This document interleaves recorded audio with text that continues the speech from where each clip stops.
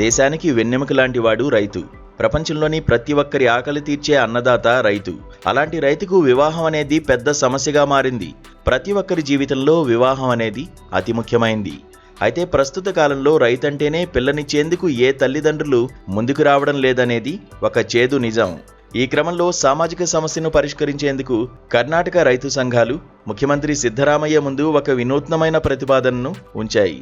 యువ రైతులను వివాహం చేసుకునే యువతలకు ప్రభుత్వం తరఫున 10 లక్షల రూపాయల ఫిక్స్డ్ డిపాజిట్ చేయాలని వారు డిమాండ్ చేశారు.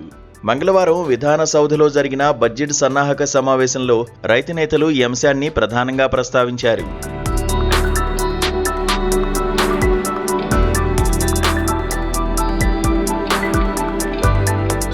గ్రామీణ ప్రాంతాల్లో వ్యవసాయం చేసే యువకులకు సంబంధాలు రాకపోవడం ఒక సామాజిక విషాదంగా మారిందని వారు ఆవేదన వ్యక్తం చేశారు.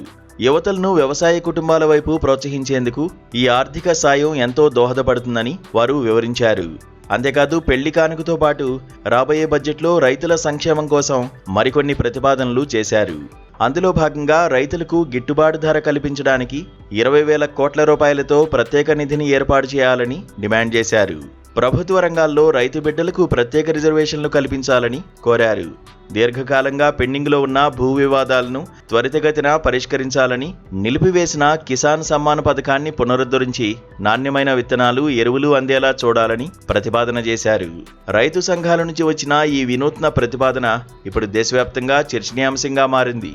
మరి సీఎం సిద్ధరామయ్య ఈ పెళ్లి కానుక డిమాండ్పై బడ్జెట్లో ఎలాంటి నిర్ణయం తీసుకుంటారో వేచి చూడాలి.